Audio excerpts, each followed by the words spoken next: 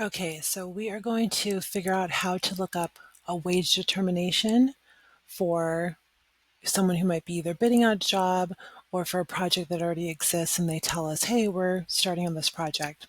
So in this case, it's for American Surface Pros and they already have a DIR number, which is very helpful. So we can go to the DIR and we can search. If we scroll down here, we're going to search for projects. And in this case, we will use the keyword search and we're going to paste that DIR number in there. Thankfully, it comes up with one project and we click on anything in blue is always going to open it up. In an ideal world, it'll tell us when the project went out to bid, which will allow us to choose the rates. The rates are determined by the first date the project goes out to bid. So if a subcontractor bids on a project and it's a rebid, maybe all the bids they initially got were too high, or they didn't include a certain scope of work, they can rebid the project. In a lot of cases, we're not going to know when that initial date is, so we're going to choose the date that it went out to bid that we see, that we have visibility on. So the rates actually could conceivably be a little bit lower, but we'll go with the advertised bid date that we're seeing access to. Hopefully it's here. So this does give us a lot of information. It tells us the name of the project. It gives us the project number. It says if it's a PLA or not. However, with this new DIR, this isn't always 100% accurate. It could say no, and it could actually have a PLA. It tells us when the form was updated, and it tells us the first advertised bid date. So we're going to take this as truth and fact because that's what they told us. So the first advertised bid date was July 12th, 2019. So with that, go back to the DIR. I just open up new tabs so I don't have to worry about it. And we're going to go to, because we want to find our rates, prevailing wage requirements, prevailing wage rates. This is from 2019. So notice how they're pretty much for the year that we're in, and we're in the second half of the year. So we don't need those. We don't want to give them current rates because whatever the first advertised bid date is, that locks in your rates. And it's like a train. You just write it until it's done. If there's increases, the wage determination will tell you. If there's no increases, you don't hop off that train and go to the next wage determination. So we go to superseded. And now we're going to scroll down because it was 2019. And we scroll down to 2019. Here are two different options though. We have 2019-1 or 2019-2. This is why I keep so many tabs open. It says it was advertised July 12th. That's important.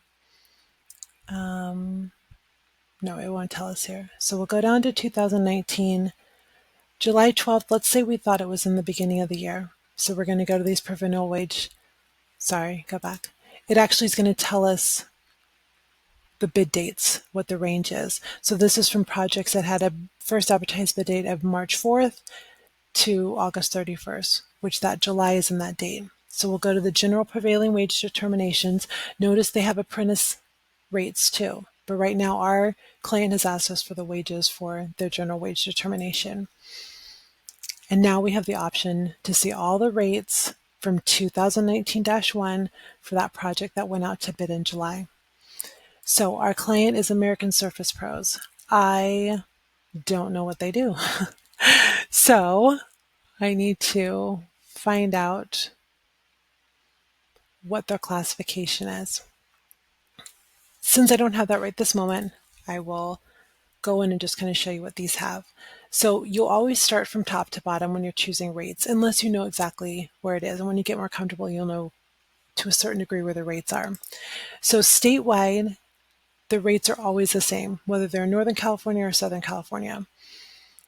But it's only for a few classifications: metal roofing, tree trimming high voltage, iron worker.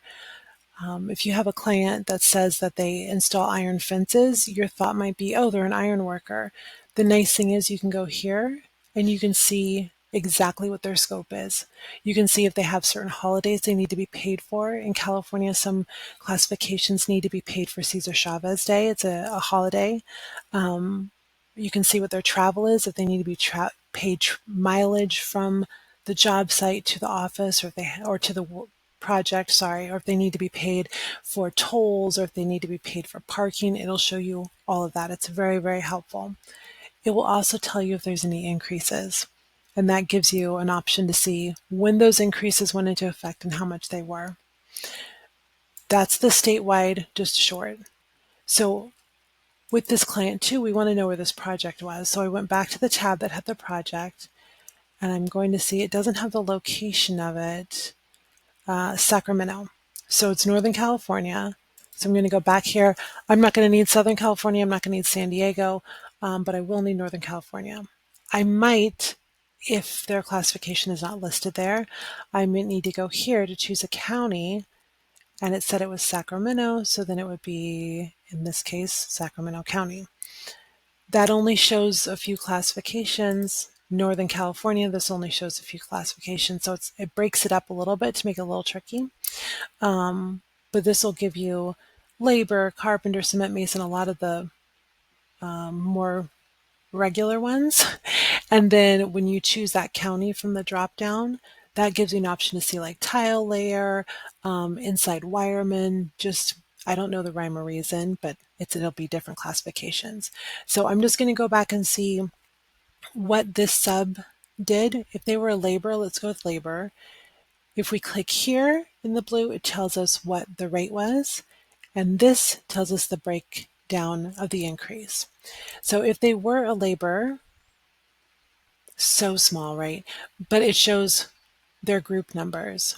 The difference between Northern and Southern California is that if someone is a general laborer, they are in a different group.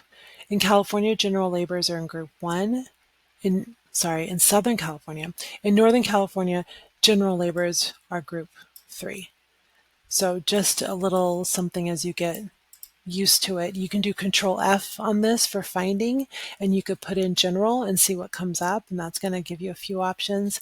If they are maybe a concrete chipper or a hydraulic driller, they're going to be in obviously a different classification or a different group. They're still in the same classification, but a different group.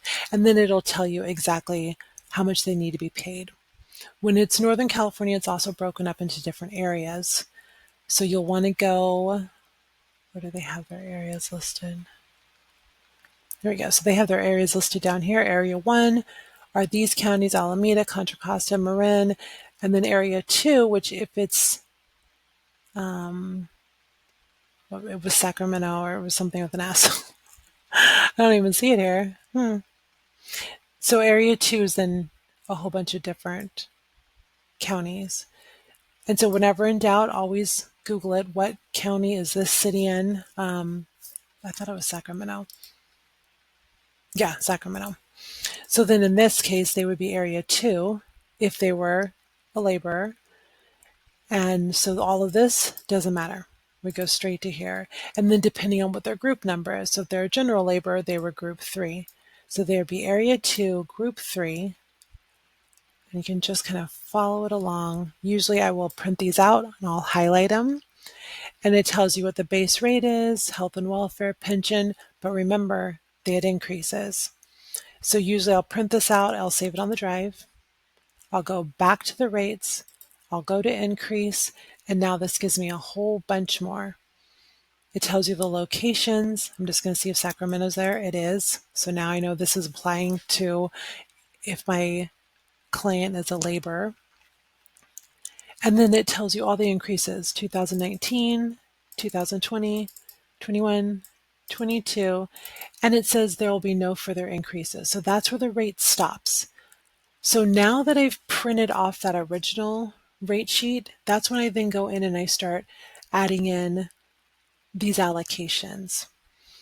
Thankfully, there are allocations to all of these. Sometimes it'll just say an increase of $1.90, and that you could put it on the base rate or the fringes. That can get a little tricky, but that's another session. But since this has the breakdown, you know that it's going to be $1 base rate plus $1.01 plus $1.25 plus $1.20. Now that's your new hourly rate for the base hourly.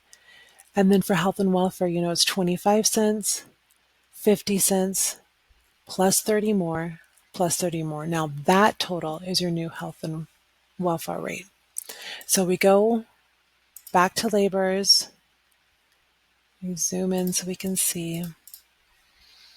We would choose this group 3, and we would add those increases to the base hourly rate, to health and welfare, and wherever else they might apply. So now you know that's your new rate and that's what the employee needs to be paid. So I'm going to go back, find out what classification they are, and then I'll be able to present them what their hourly rate is, and I can give them their backup, and I'll know where I got these numbers from, and they'll know where I got the numbers from.